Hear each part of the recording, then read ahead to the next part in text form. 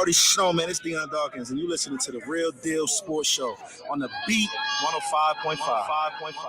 Yes, you are. And welcome to Real Deal Sports Show. It's Saturday morning. We coming to you live through the speakers from WLGZ HD2, the Beat 105.5 in the Rock Palm Broker Studios. This morning, 5 a.m. out here, but it feels like it could be 5 p.m. in the evening. This is a city, you can say New York City never sleeps. Well, this is a second city that never sleeps as well. You got to give Sin City its due. They rolled out the red carpet for us all week. It's been an outstanding week here in the desert, here in Las Vegas, Nevada. I have with me Jay Gills. Jay Gills at the airport ready to make a move. How's it looking out at the Harry Reid International Airport, Jay Gills? Oh, man, good morning, Rochester. Good morning, my Beat family, Real Deal family, man. It's looking real clear. I was able to get in right away, got through TSA, sitting here at the terminal, but I had to come through with the exclusive right here for the Real Deal Sports Show each and every Saturday morning, 8 a.m. and 5 a.m. over here on the West Coast, but we still going to make it work for our Rochester family because, we love you over here, man. Exactly. And it was crowded out there, a lot of people. What's going on? A couple folks, nothing nearly as crowded as it was this whole week on Radio Row. Countless of entertainers, athletes, it was going down, man, and that's why you got to stay locked in exclusively right here on Real Deal Sports Show.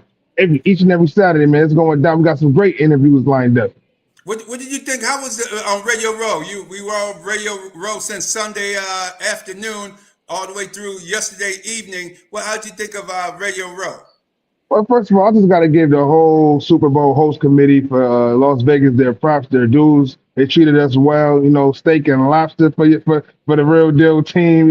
Mac and cheese, lobster loaded, everything, man. The entertainment was phenomenal. You got to give them credit. We had so many great people coming through, not just athletes, but the entertainers as well. Vegas being a city of entertainment, so be sure to check out, man, each and everything that we got going on. It was locked and loaded. A couple of great things at Radio Row. Even the Radman was on national news, man. It felt like he was the one getting interviewed, almost getting taken table to table, man. What a great job, man, by the team. Thank you so much. And yes, you can see that on CBS News this weekend on national news when they do the story on Radio Row. I was one of the people they interviewed, and they showed that our crew, as we were doing some interviews, they came by and we were in the middle of interviews when we were done. But they interviewed us as well, myself, Dr. Rhonda Wood, Dr. Tandra Price. We are all interviewed on the CBS News program. So check that out. Check it out on your local listings there throughout the country. And then Rochester, New York, we made national news, Real Deal Sports Show live on Radio Row. Tell me, how was that Rick Ross concert? I know you went to some of the concerts. How was Rick Ross' performance? Can you give the people how Rick Ross threw it down there at Dre's nightclub? Yeah, Dre's nightclub. They had a great performance over there at Dre's. They had I believe it started with Rick Ross on Thursday. Chris Brown was last night, as you see. It was a long night for your boy Jay Gill trying to cover all these shows. Little Baby is on Sunday, and Meek Mill is going to be tonight, this Saturday. But Rick Ross did his thing, man. You know what I mean? Rick Ross always coming through with the hits. Dre's, they did their thing for the Real Deal Sports Shows, allowed us to get in for free, had the 3+1. So, they was allowing us to cover the show. Phenomenal job by Rick Ross and the crew. Definitely check out Dre's anytime you're right here in Las Vegas. That's right. And keep in mind, you're live from the Rock Palm Broker Studio. We're coming to you live from Rock Palm Broker Studio. That show didn't start at 2 in the morning, correct? 1:30 a.m. Rick Ross finally hit the stage. Yeah, when you're in Vegas, it's open at 10, but when you got these celebrities, they don't hit the stage till 2 in the morning. So, me and Rick Tony, we was able to leave about 1 o'clock, try and get there about 1 o'clock. We was able to get there, get them on stage at 2. He gave us a good solid 40-minute performance. Had all the hits going, and man, it's a great time. Too bad he didn't make it over to Radio Row. A lot of these other entertainers did, Lil Boosie, Tech Nine, Trader Truth, and you can, we'll definitely be having those interviews live right here for you in the upcoming weeks and months. But I mean, the entertainment was just phenomenal. Great coverage for the week. Absolutely. And always the Buffalo 10, we salute you, dedicate the show to you. We salute you. We never forget May 14th, 2022. That day will go down in infamy in the Black and African American communities around the world because we didn't like how that went down at Top Supermarket, May 14th, 2022. Buffalo 10, we always dedicate the show to you. And also, Also, we're going to go to backspin. We're going to go with Steve Wilks, backspin. Let's hear what Steve Wilks, the defensive coordinator, who should be the head coach of the Carolina Panthers right now, but they gave him the raw deal on that, and they also gave him the raw deal out at Arizona. The Arizona organization showed what a low-class organization they were. But let's hear what defensive coordinator Steve Wilks has to say about the upcoming game. Coach Wilks, how did you expect to be in this situation going into a Super Bowl after the ups and downs of the NFL coaching? To be quite honest, yes. Coming here in the off season and knowing what this organization is about, seeing the level of talent that we had on both sides of the ball, particularly the defense, I knew we had the talent and the character to be at this moment. We had a lull middle of the season, 3-game losing streak. But the guys with the leadership on that defensive side of the ball was able to bring us through. Yeah, how do you keep them together? How do they keep, after having maybe given up a lot of rushing yards and things, how do you keep them focused and staying positive for the rest of the game and then going into the next week? I think it's really all about trying to hit the reset button. You know, you're going to have those emotional roller coasters sometime throughout the year. I just try not to get on that ride because I understand the longevity of the season and what it takes and how to stay focused. And most importantly, once you hit that reset button and get back to the things that, we created that foundation with, all right? And this is where we are. That's what we did. All right. You know what? Now, on the coaching carousel, for African-American coaches, why does it seem to be one and done and not getting the coaches don't seem to right away get a second opportunity? That's a question that is not really for me, because I don't make those decisions. Only thing that I try to do is, master my craft, work hard, do the things I got to do to prove myself worthy, and that's other people to recognize that and make those decisions. Were you included? I had the opportunity for this coaching cycle to maybe interview for opportunities? I interviewed with the Atlanta Falcons as well as the LA Chargers. Okay. Because after the stellar coaching that you did with the Panthers last year, man, it seemed like that should have automatically put you in for that job. That went down that way. That's my personal opinion. Again, that's just not for me to really answer. So, only thing I'm gonna continue to do is my best, and hopefully that's gonna show on Sunday when us winning this football game. Absolutely, winning the game, and hopefully down the road getting because that Arizona thing was another ripoff. I just realized that, man. I almost cussed on here. Sorry about that. I didn't mean to do that. But the Arizona thing, and then moving into Carolina and having such a good job there. Now here, another proven quality job. It just doesn't make sense. We'll see exactly what happens. All right. Good luck down the way. There you have it. There you have it from defensive coordinator Steve Wilks. We got the Fanatic joining us in. Real quick, I know Jay Gills. Jay Gills, let's go back to you because I know you got to go real shortly. What was your comments on that interview with Coach Wilks?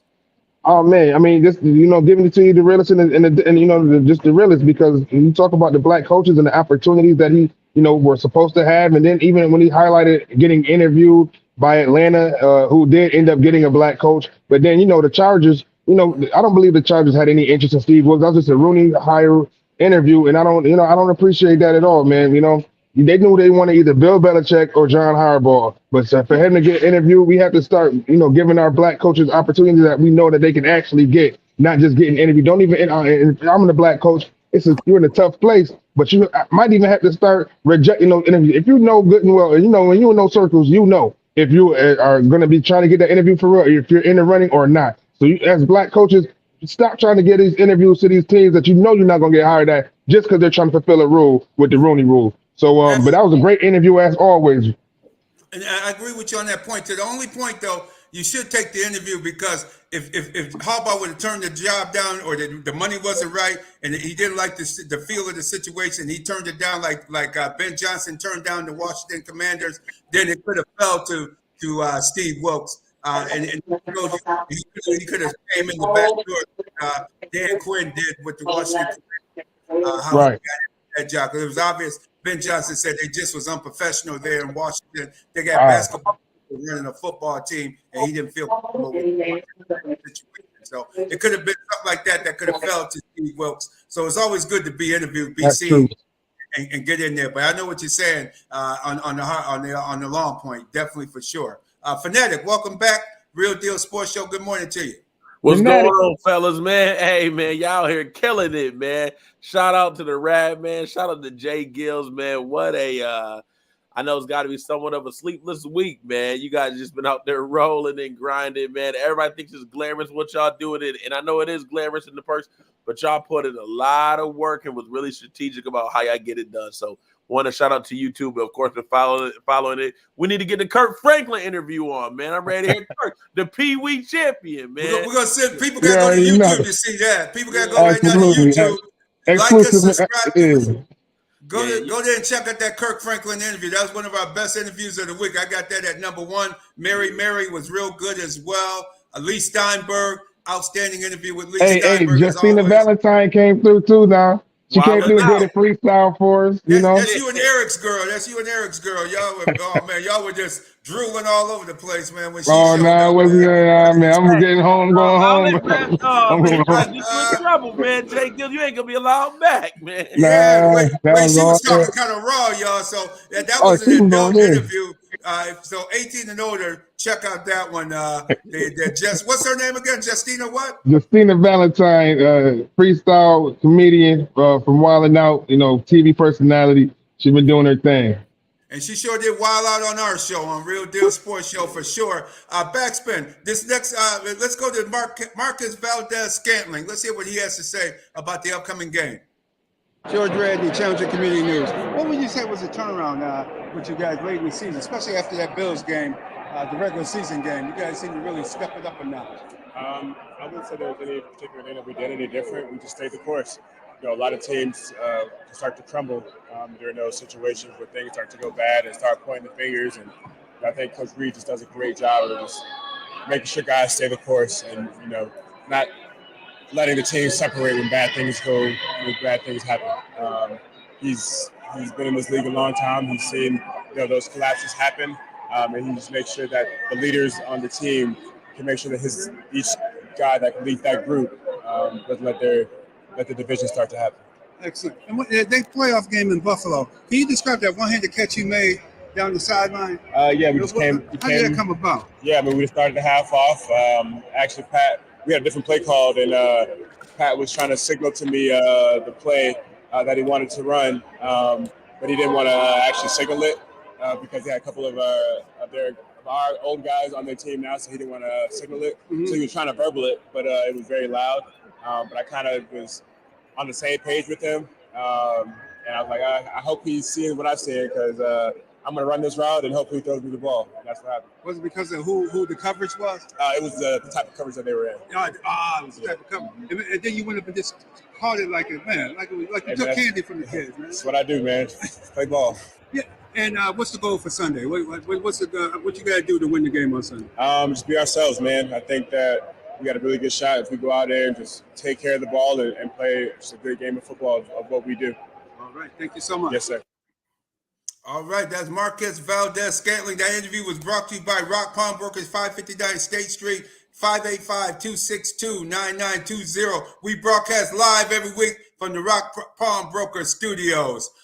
Phonetic, your take on Marcus Valdez-Scantling's comments about that Bills game? No doubt. Well, really, it was a Bills game, was the one, but really, it is the appreciation, I think, and the lack thereof of Andy Reid. He talked about Andy Reid was a really stabilizing force to help bring it back to say, all right, hey, and I've heard in other interviews, he likes to keep the main thing. To me, Andy Reid, man, what a great, phenomenal career from being the Eagles coach to then doing all his thing with that to then, hey, just like Bill Belichick, most times as a coach, you get run out of town.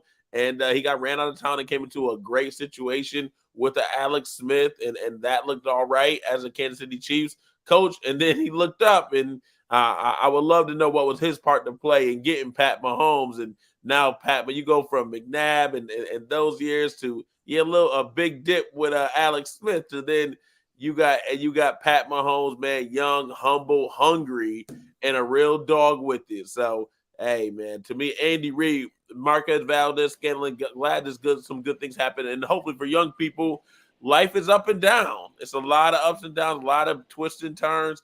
Marcus Valdez-Scantling was the eye of the storm with that bad drop. And then he just kept on going, kept going forward. So to me, young people, That's what life is. There's a lot of opportunity for you to come on back and be yourself, be your best self. Jay Gills. Yeah, I gotta agree with Fanatic, obviously, and in that take with Andy Reid, as great as the coach Andy Reid is, man, God bless Andy Reid, he is a GOAT. But yeah, he definitely fell in the right hands with Patrick Mahomes. Patrick Mahomes saving careers out here. Whether it's Lee Steinberg, Andy Reid, I'm telling you, man, Patrick Mahomes is saving careers out here. Got to give him his just due as well. But absolutely, man. And the key thing I took away from that interview is that Patrick Mahomes saw the coverage and said, "Man, this is a perfect play to go. They're gonna go one-on-one with our guy who's about 2 inches taller than their cornerback that they're gonna have over there covering him." And then he wanted to give him the signal, and he realized the Bills got Shane Buechler, who's a former backup quarterback for the Kansas City, a scrub quarterback with the Kansas City Chiefs. He's over on the Buffalo sideline. The Bills picked him up, so he's told the Bills a lot of their signals and what they mean and what Kansas City's doing. So Mahomes knew two guys, two ex-KC guys are on the Bills team telling them the signals. So he just had to do a little finger thing with him, and he's great knowing how to communicate with his guys, the body language, and where to place the ball. He placed that ball up high, and he went up there and grabbed it with one hand like he was taking candy from a baby, and just snatched it and pulled it. I had to look. I said, "Who just caught that, man?" I couldn't believe it. After all those drops he had early in the season, that just to make a dastardly one-handed catch like that on that. Cold. It was cold. Yeah, that's a dominant, man. It's probably going to end up being one of the most dominant duos in the NFL history. Andy Reid, Patrick Mahomes. The way as long as Andy Reid wants to do it, man, those two together is damn near, almost unstoppable. And they brought Eric Bieniemy is back as a consultant this week. They rehired him as a consultant. So watch out for some trick plays and watch out he's gonna hold those wide receivers accountable today on tomorrow afternoon. So with Eric Bieniemy back in there as a consultant, that showed you they knew they were missing a lot with Eric Bieniemy. Because remember, the only Super Bowls they've been to all of them has been with Eric Bieniemy. They didn't go nowhere. They went to the playoffs with Nagy, but they didn't get over the hump with Nagy as the OC. Right. It's all been under Eric Bieniemy's watch. And we're gonna go one more. Wait, yes. Real quick. I don't want to go to the interview, but hold on. I don't say, but again, I want to think in totality because to me, greatness is not just 1 or 2 years. I'm thinking about Andy Reid's all great years. Yes, absolutely. Andy Reid was great with Pat Mahomes, or Pat Mahomes made Andy Reid great. But I also think Andy Reid helped make Pat Mahomes great because we all saw Syracuse product. He helped make Donovan McNabb great. For our younger viewers, check out Donovan McNabb. Andy Reid gets a lot of credit to me too. Pat Mahomes, yes, super talented, but remember those McNabb years? They used to be really, really dominant, being those Philadelphia Eagles. So yes, they never could get over the top though. With Donovan McNabb couldn't do what was necessary on the field to get them over the top. Yeah, but NFC Championship game, I think, hey, that's still a lot of people don't even sniff that. They sure don't. For them to get to that, hey, Andy Reid gets some credit. You got to give him credit. That man's done it with both those two teams, future Hall of Famer for sure. And we're going to go to this next interview with John Feliciano. John Feliciano, the former Buffalo Bill, had rotator cuff, torn shoulder, played with it as a Buffalo Bill, and they just wanted to get his comments on making his first Super Bowl. How does it feel to be finally playing in the big game? It's surreal. It's awesome. Playing against the Chiefs again, and in the Raiders Stadium. It's crazy. Yes, indeed. Yeah. What is it that drives you? Because when you were at the Bills, you had injuries and things to overcome injuries in the whole 9 yards and playing with injuries. Yeah. How do you continue to come back each year? What motivates you to keep playing? This is my last name. I just want to make my dad proud. And now being a father, I want to make my kids proud. Oh, beautiful.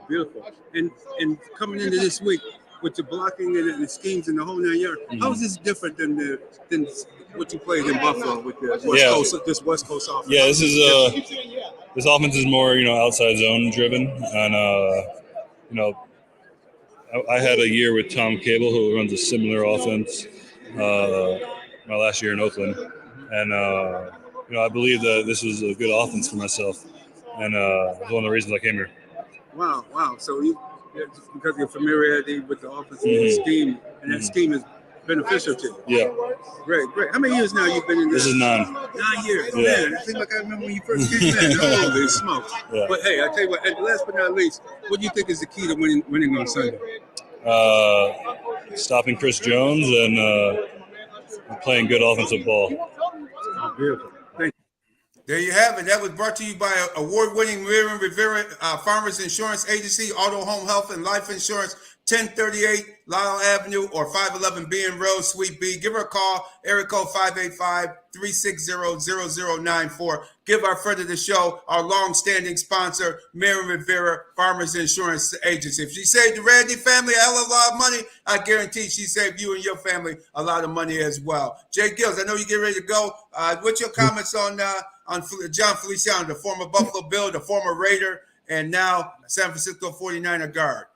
Well, he definitely got it right. You know, you got to stop Chris Jones. The Chiefs' defense has been phenomenal this season, top defense in the league. Patrick Mahomes has never had a defense like this. So for him to know that, you know, he's had some experience with him in the past. You know, the 49ers are definitely going to need him. Well, I think he's injured right now, but they're going to need his game plan and his wisdom and his keys to the game as he just gave. But, you know, I just want to say, too, I want to thank the Beat 105. I want to thank Radman Fanatic for allowing me to come to the Super Bowl, cover Vegas. It's always been a phenomenal experience. You know what I mean? Much blessings and love to y'all as I go and check out. But, you know, before I go, I'm going with Kansas City, Patrick Mahomes. I'm going with greatness.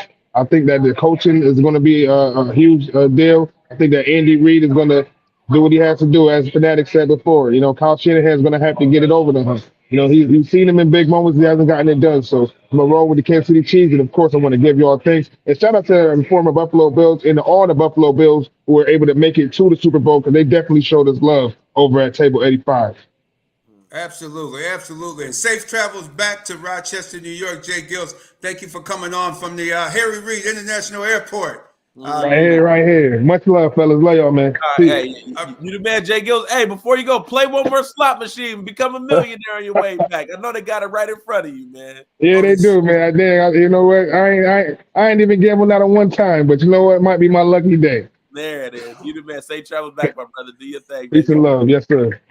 And keep in mind also, Challenger Community News, Western New York's largest weekly African-American newspaper, thechallengernews.com. If you want, send an editorial at thechallengernews.com or editor at thechallengernews.com. Send in your articles. Got a lot going on for Black History Month, second half of Black History Month coming up. A lot of articles. Matter of fact, this week's Challenger newspaper has an excellent article on a Rochester native, former Rochester native, Henry Discomb, Bobby Lading Jones. He received the Presidential Humanitarian Award from the White House recently from Mrs. Ali, Muhammad Ali's first wife. Presented him with that recently. Congratulations to Henry Discomb, Bobby Lading Jones, another friend of the show that comes on when we're talking boxing and the whole 9 yards. So we're very happy for you, Henry. And he says, get those tickets for the Madison reunion, your Madison High School reunion coming up this summer. He says, get those tickets early. He said, he get tired of people at the last minute want a ticket. So Madison alumni, start putting those tickets away. Get those tickets for that reunion coming up this summer. That's per Henry Discomb, Bobby Lading Jones. Congratulations. Congratulations. Right, Fanatic? You know it is, man. Like you said, another friend of the show, always there to connect with us, man. I love Henry Discomb, Bobby Lading Jones, always with some great sayings. I know it's going to be a heck of a good time there at Madison High School. Oh, it always is. It always is. It always is. It always is one of those things. And keep in mind, John Feliciano is a San Francisco 49er. San Francisco 49er, if I didn't get that out earlier, John Feliciano, now a member of the San Francisco 49ers, starting left guard for the team on Sunday afternoon. Yes, indeed. And we have coming up the ultimate friend of the show. The ultimate friend of the show. There it is. The living legend, another one. I ain't seen this legend live and in person like this in a while. I miss this man. The one, the only, Mighty Oba. What up, Oba? Good morning. How we doing this morning? I want to thank you guys for having me on. You're doing a great job. Great time here in Las Vegas once again with the Rad Man, Jay Gills. You guys did a great job on Radio Row. Proud of the work that you've done. Yes. Yes, indeed. And what's your take on the atmosphere of what you've seen this week, Mighty Oba, here in Las Vegas? And what can the people in Buffalo learn from what's going on here in Las Vegas this week? Great atmosphere. Once again, you see a stadium connected to the energy of the business district, something in Buffalo just doesn't seem to understand. And they're building a new stadium in the middle of nowhere in a next to a ski resort. And I think they're going to have some issues out there with that stadium, bad traffic, everything. I mean, here you can walk across the bridge and you're right at the stadium. You don't even need your car. So it's a lot of things that Buffalo and Western New York has continued to feed into mistakes with their stadiums. And I think the buzz around Las Vegas, if I'm right, Rad, man, everybody was asking, why aren't the Bills here? And I think they're correct. The Bills, I think, were probably the better team out of the two teams that are playing as far as their roster, but they did not get it done. And that seemed to be the biggest buzz that I noticed the entire week. Everybody thought the Buffalo Bills should have been in the Super Bowl this year. And unfortunately, I think the Bills need to really do some self-evaluation on their in-game coaching decisions, and that's why they're not here. Exactly. Absolutely. People were, and when Josh Allen came through Radio Row yesterday, everybody, a lot of the players came through NFL honors being the other night, Thursday night. People were asking, you're absolutely right. People was wondering, boy, the Bills look like the Bills should have been here. You know what happened? The train got derailed again. It's just another thing that happened. And you mentioned stadiums, Mighty Oba. I was speaking with one of the executives at the Johnny Cochran Salute to Excellence Awards, which was outstanding. James Harris was there, former Buffalo Bill quarterback. Doug Williams was on the dais as well. But I was talking with one of the executives from the Jacksonville Jaguars, and they were saying that they couldn't understand why the Buffalo Bills came to, because he said personally he thought Buffalo was going to beat them until he saw that Buffalo didn't show up until Friday. He said, why did Buffalo come on Friday? Why wouldn't they come on Monday to get their team acclimated to the time difference and to the whole situation of London in that game? He said when he saw that, that's when he knew Buffalo was going to lose that game, because he said it didn't make no sense for Buffalo to travel on Thursday, which we already been saying. This is somebody from the Jacksonville Jaguars front office saying they just was shaking their head, wondering why the heck Buffalo would show up on Friday to play a game with a 5-hour time difference and fly and be on a plane for all of that time flying over. And also another thing, Mighty Oba, he said, is that the reason why they played 2 games in a row is they were testing it out to see how it would work, because in 2025, what they're going to do is tear that stadium down and build a brand new stadium right on top of it once they tear the stadium down. And that's going to force them to play 4 games. They're going to play in 2025 and in 2026, he was saying they're going to play 4 games in London. 4. They're going to play 4 games over in London and 4 games in Orlando, Florida will be their home field for the Jacksonville Jaguars. That's why they're playing. That's why they were playing at home 2 weeks in a row, because they wanted to test it out to see how it worked with the play and how the logistics and everything worked out with their teams, with the visiting team coming over the following week. And so they could possibly be home in London for 4 weeks in a row. I don't know. They may break it up. Maybe they play 2 weeks in a row, come back to the U.S., then fly back over and play 2 more home games. But there will be. So it sounds like it may be written in stone already that they will be playing 4 games in London and 4 games in Orlando for their home field until the new stadium is built right there on top of where the old stadium is going to be torn down, Mighty Oba. Your opinion on that? Yeah, it sounds that way. Jacksonville is getting a new stadium. They, of course, will probably get a Super Bowl, and Buffalo will not. Buffalo will probably be the first time a new stadium will come online that will not get any consideration for a Super Bowl because of the poor choice of location for the game. And it's unfortunate. I really have shake my head all week with Western New York on some of their decision making. And, it affects the economics, not only of the franchise, but of the entire area.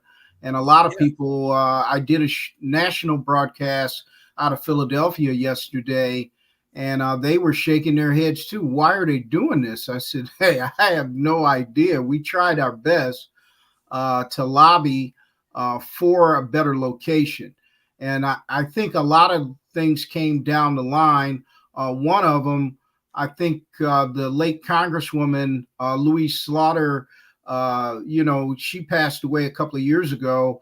That hurt the situation a lot more because she was heavily involved in understanding the transportation situation in Western New York. And we were just starting to work with her. And unfortunately, her time on this planet, came to an end, and she made her transition. And we just never got the real leadership from Western New York as an entirety. There were so many, things that you could have done to improve the situation there, and they just decided to build a stadium across the street in an area where you have the second worst traffic in the league, no public transportation component whatsoever.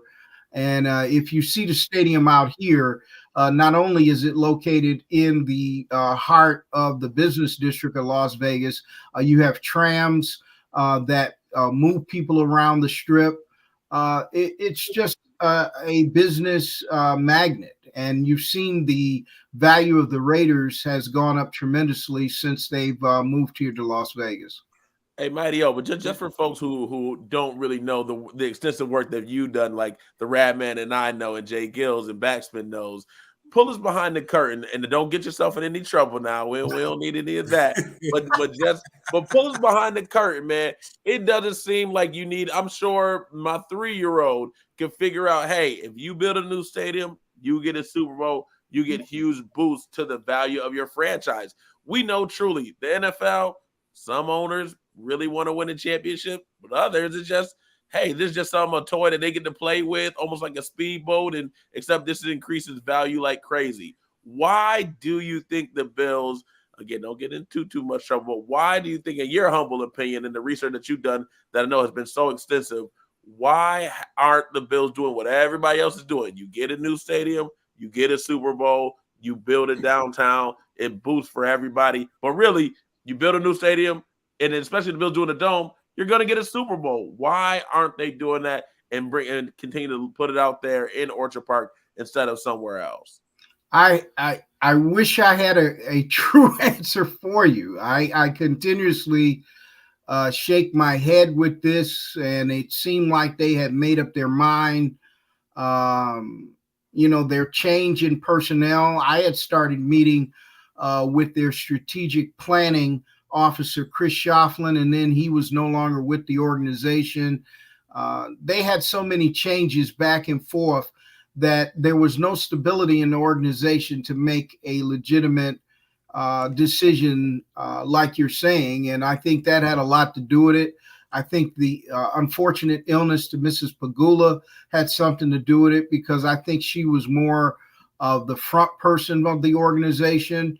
I just think that circumstances after Mr. Wilson transitioned and then going into a new ownership group, I just think he got some bad advice, and this is what we're seeing. And, in the NFL, you don't have to do very much in the NFL to make a profit. You can make decisions and still make money. The value of the team has gone up to about $3.7 billion. So they're still making money. And when you're still making money, you can still make bad decisions also. And I think that's what we're seeing today. Yes, and it's a shame. What happened with the every other city we talked to that you were talking to, and I had a chance to hear some of the information, the mayor and the county executive both agreed that they want their stadiums in the city. What was wrong with backwards Byron Brown not wanting a stadium in the city of Buffalo? What was that about? I do believe that Mayor Brown wanted the stadium in downtown Buffalo, but as you know, politics is controlled by political contributions. And there was a lot of political contributors that did not want that stadium in downtown Buffalo. And that's the way politics works. And our community needs to take a lesson that if you want things done politically, you have to control the political process. And part of the political process is controlling the economics of your officials. And the economics of our officials are controlled by outside entities. And sometimes those decisions are heavy weighted by that. And that's what I think the push for Orchard Park became apparent. Now, Orchard Park sits in the middle of a snow tundra next to the ski resorts. It is not a good place for a stadium, but I think secretly on the horizon, they are looking to develop that entire area because ECC is looking for a new home. And I think that's coming. Now, you know, Jerry Jones is the co-developer of this stadium. I cannot see him not developing that area. And I think that's going to be an announcement that's coming. Now, for our community and for people of color and women and everybody else, we need to be at that table right now while they're planning this, not when they're rolling it out. And if they're doing that, we need to be part of this process. And if it's going to be done, we want a part of the action and the economics of this new plan for a Buffalo destination in Orchard Park. I think that's going to be the ultimate plan that's going to be rolled out in the not too near distant future. Wow. Yes, because for them to build that area up, because there's no reason to go out there.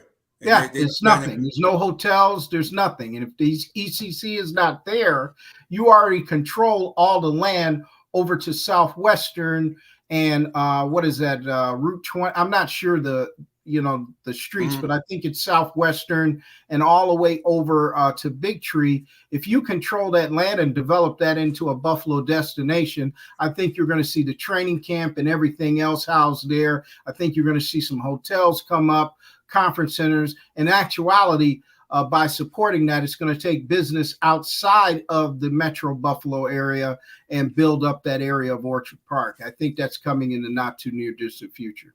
Mighty Over, that's man, I love this is why I love having you on, because Mighty Over, that's what I was thinking. I was like, well, if they don't want to bring the stadium downtown, I wonder, just like many places, just like here in Baton Rouge where I am, they have the city of Baton Rouge, but then as Radman knows, you come out here to like a Zachary, Louisiana, you can tell they're just really building it up out here, but it is going to be its own separate entity. So that's what I was thinking. Like, I wonder would they do that? And so realistically, the main is that more going to be more politics about who develops that? Like the state is going to be out there to build the hotels, businesses, restaurants, shops. I don't know if it's going to be any casinos, gambling out there, whatever they do to build it up out there. Whose decision do you think is really going to be making that for that area? Well, you've got the Pagulas have basically partnered with Legends, and Legends is owned by Jerry Jones. And I think Jerry Jones is the biggest influencer on the development of that project. And the stadium itself, though it will not be a multi-use year-round stadium, it will be able to house certain events when the weather is good. It needs, if you're going to do that, you need to put a dome on it. I don't know why they're not. So you might eventually see that happen, but I definitely think you're going to see the development of that area. That still does not solve the traffic issues on these big game days. You don't have a public transportation component. I wrote an article a few months ago about using some of the areas on Lake Avenue, the McKinley Mall area, as staging areas where you can possibly put trams or run shuttles from that to try to cut down on the traffic. So there's a lot of things that they can do to make this a better place. But I do eventually think they're going to build a Buffalo Bills themed destination as the Buffalo Bills is the main attraction, but make it a year-round attraction that will bring in economic dollars year-round. Absolutely. And with all that money out there, you like you said, people need to get on it now and start speaking with the powers that be, the city, the legislator, the young lady that's been driving for us, the politician, Mighty Over. Hey, thank you, April Bass. She's doing a heck of a job. First, really politician that has gone after the bills and say, hey, you need the money. That's taxpayer money you're using. You gotta use the people that pay for in this community. And she's been quite successful so far. And hopefully they can continue to make this happen. And Mighty Over, any chance they could make a change it where they could add a dome to that? Oh yeah, they can do it. You know, engineers can do anything. And they certainly could do it. They've been criticized heavily, especially after the Pittsburgh playoff disaster, where you had fans having to shovel out their seats and everything else. Why they're not putting a dome out there. So they could definitely do it. And just to let people know, I am the chairman of the task force that oversees the minority participation on this project, as far as women, veterans, and people of color. So I am the chairman overseeing and making sure that there is proper participation. And also, if excellent. I could, Congratulations! I just want to congratulate you on that, man. Go ahead, Oba. People, I'm sure people didn't know that. Repeat that. What's that title again, Mighty Oba? I'm the chairman of the new stadium inclusion task force. That's the proper name. So, with the work that I did on the stadium, and I built a good relationship, some bad relationships, because I was heavily critical of our leadership in not pushing for a downtown stadium, but I only told the truth, and by telling the truth, they decided to create a task force overseeing minority participation on this project. And people need to know there is an allocation amount in this project legally of about $460 million. And I'm saying $460 million is on the table for minority certified contractors and vendors to participate in the building of this new stadium. And we're going to try to make sure that our community gets their fair share, and that taxpayers in general get their fair share. And if I can say one other thing, I do have a new book coming out, Maximizing the Opportunity of the Big Game. I'm talking about my coverage of the 24 Super Bowls that I covered, and how to use it to your best of your ability during Super Bowl week, and some of our experiences on Radio Row, such as the big fight in Minneapolis when remember those two guys got in the fight, got kicked off Radio Row. So there's a lot of things that we've witnessed over the years that I've included in that new book coming out in the next week or two. Oh, you talk about the two sports reporters. From Houston. from Houston, right? Yeah, I guess it was just their luck to be near each other. And oh my God, next thing I know, people yelling beef. I thought I was in high school again, Fists started flying, man. It was like, man, all right. It was people, the crowd started surging. We thought we were at the boxing match, man. All of a sudden, man, Radio Row turned into a boxing arena there all of a sudden. Absolutely. So I know you're going to keep us abreast of what's going on with that new stadium. And hey, it's a snow belt. You got to have those roads cleared. They got to do something, put a dome on it. Yeah. People are so ignorant in Western New York. It's some people, not everybody, obviously, I'm not talking about, but why the heck does people still think, oh, it's an advantage to the Buffalo Bills playing in frigid below temperature? Josh Allen will tell you so. He don't want to be out there 10 degrees or minus 25 wind chill factor. Well, nobody in their right damn mind wants to play in that. These boys are from California, Florida, Texas. They from the South. Louisiana. Yeah, you look at their roster. I mean, Tre'Davious White is from Louisiana. He grew up in New Orleans. I mean, I like the majority of the players come out of the South, West Coast, where the top leagues are.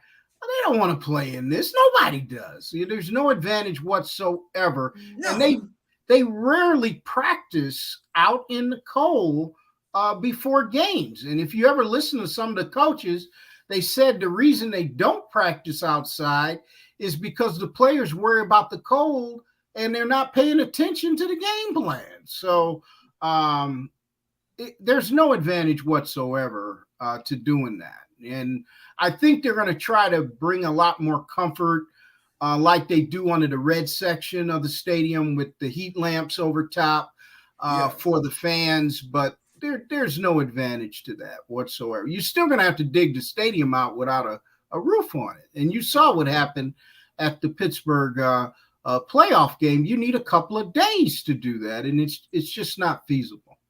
No, it's not feasible. So you're going that's why we call it the B-low, because it's been below reality my entire 61 years on this earth, man.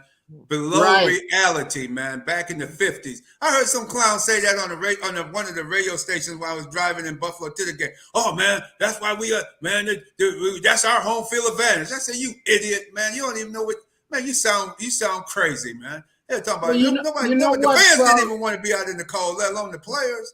Rad man, that's why you have to have shows like this. Where you bring common sense to the fan base. And it's very important. Like a lot of the fans were mad at Stephon Diggs with the ball he missed, the bomb. They don't understand. Those are old lights out there from 1973. They've only changed the bulbs. The new lights are built on an angle where you don't have the glare. And the Rad Man and me went down on the field exactly, and we looked back to see what Stephon Diggs could see, and we both could not see a ball. If a ball's coming at full speed, if you notice, he never adjusted his hands. Receivers are trained to attack the ball. That's why they do the jugs machine, ball after ball after ball after ball, and you never saw Diggs' hands attack the ball. He lost the ball in the lights. Also, people were threatening Tyler Bass after the kick. You need to do your research. If you listen to the post game, what did Sean McDermott tell us? He said, well, Bass's kicks were pulling to the right in the pregame. Well, guess where McDermott let him kick the ball from to end the game? At the right hash mark. He should have moved the ball to the left hash mark. And Radman and I went to the exact spot. It's like, you've got to do your research. You got to listen to shows like this where people can give you the right information, so you just aren't out there blabbing on Facebook, get rid of Tyler Bass, and how did Stephon Diggs lose that ball? Well, some of it is due to the cheapness of Erie County not updating the lights in the stadium since 1973. And I think the only people that talked about it was me and Redman and maybe Mookie Hawkins. That was it. And Jay Gills. That was it. We were down on the field. So those are things, and this is why you got to have the Real Deal Sports Show. You got to support it. You got to get up in the morning and listen to people that have done the research so you're on the right page. Yes, because when we turned around at that area of the field where Diggs, where the ball came and Diggs dropped it, and the ball actually hit Diggs' hand. He never saw the ball. No, he never saw the ball. When we turned around with our back to the lights, we could see a shadow. Because those are old-fashioned, outdated lights. We need to blame Erie County for not putting quality lights in that stadium. Those are lights that you see at the old high school stadiums in Buffalo. Most stadiums now have that recessed lighting that you said. And then, but you go to New England, you go to some of the teams, the Meadowlands, any stadium you go to, when you pull up to the stadium, you don't see the lights. You look at the lights are going down, so you don't see the lights until you get to the stadium. When you're a mile or two away from the stadium and you look over there, you can see the old-fashioned light standards because they're up high. They're like a telephone pole. Lights aren't on telephone poles no more, Buffalo fans. They're not on telephone poles no more. You go to a game, the lights are low. You don't even see the lights until you get to the doggone stadium. And people talk about Diggs. Diggs couldn't see man, nobody could have saw the ball. The ball hit his arm. He just couldn't see the ball. And for the head coach to not put his players in position to win by not having Josh Allen throw the ball or run a play that got him over to the left hash mark so they could use the left hash mark. The head coach just does not give his team the best chance to win. And how about the 13-second game? That was enough. The man can't put his team in position to win, and he did it again this week. So why do you think this man has been eliminated from the playoffs 4 years in a row, and he got a better hand than his opponent? Absolutely. He got a better hand, better players on paper, and he still loses. He lost to Bill Belichick every year, seems like it, and he had a 90% better team than Bill Belichick. Only won 2-3 games. Urban Meyer's coached one season, got fired. He only won 2 games, but one of them was against the Bills. Right. I think he didn't even realize that he basically told us he lost the game, and everybody's blaming. How did Tyler Bass go wide right? He went wide right because the coach he let him kick from the right hash mark. And in pregame, that's your strategy. You make a note. I gotta move him over to the left hash mark. He kicked it from the right hash mark. And the play before, he tried to go for a touchdown rather than to make sure that you still had a chance to be in the game. And that's what he should have done. Same thing with that fake punt. Kansas City told us they recognized it right away. It was a horrible call. They should. You're going to run DeMar Hamlin? Come on. That's coaching. And that might have cost him the comeback player of the game. That one play right there. Joe Flacco ended up getting that award. In the paper, they're talking about it as an upset. I didn't see that as an upset. That's, Joe Flacco won it. But Mighty Oba, quickly before we run out of time, who do you have in the game Sunday? Who's going to win on Sunday? I have the Kansas City Chiefs winning 28-21. Patrick Mahomes wins his third Super Bowl MVP. Fanatic.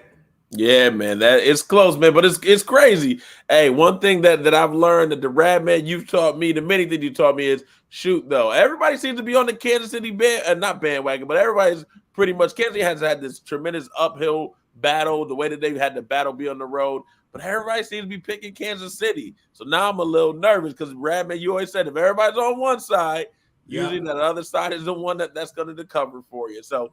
But I'm going to go with the gut. I think it's Kansas City. Pat Mahomes gets it done. We get some more Taylor Swift time with Travis Kelce with the fresh cut coming in there. Ready to go. I hope not. I hope we don't get much more of her. Chris Jones, let's get the Rochester crew out there. Chris Jones might be the MVP of the game on the field. Going to play a hell of a game tomorrow. I see it 27-24. KC winning this. Their defense is much better than it was when they first faced San Fran in the Super Bowl in 2020. To me, this is their best defensive unit. There's just that offense is guys. They don't have the offense that they had the last few years. But the young players, I said, Rashee Rice is starting to come around. Kelsey's still doing his thing.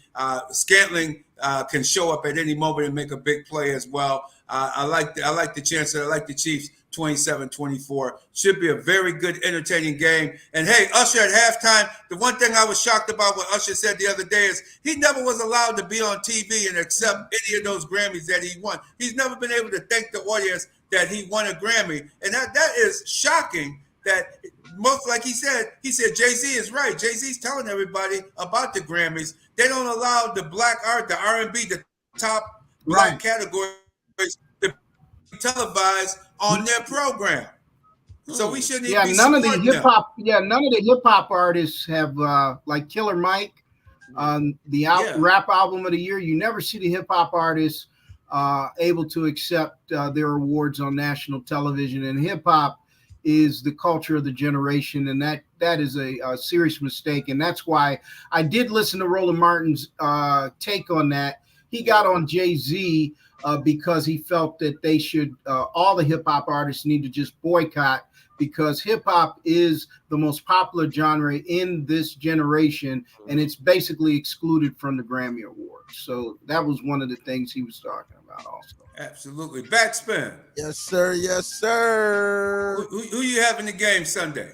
I mean, man, it's hard to bet against Andy Reid and Patrick Mahomes, and I hate, if I'm going with my heart, then I'm going with KC, because I hate San Fran that much. Dallas Cowboys. You know what I'm saying? But with that being said, I mean, if you look at it on paper, San Fran is just a better team all the way around. Except for Brock Purdy, everybody else on San Fran can stack up against KC. And if Brock Purdy does his job, San Francisco should win this Super Bowl. I mean, on paper, they should win this Super Bowl as long as Brock Purdy is this moment is not too big for him, and he plays lights out like he's been doing all season, pretty much, not turning the ball over. And Christian McCaffrey, I think he really wants it that bad. Like, people are forgetting about Christian McCaffrey in this whole equation. Everybody's stuck on Patrick Mahomes and Travis Kelce and all of that stuff, but Christian wants him a Super Bowl too. He didn't go to San Fran for nothing. And on paper, man, they're just that good. Now, can Shanahan get out coached by Andy Reid? Absolutely. He did last time.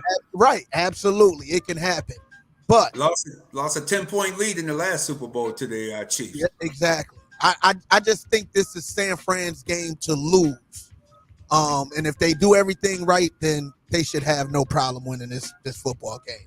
I mean, New England lost, let's not forget, in the Super Bowl when everybody was picking them to win to beat the Giants. So don't remind me, man. Yeah. Don't remind me. 2 times. I feel like this is one. Backspin. Mighty Oba, you just mentioned a game now. Who was the defensive coordinator in that game?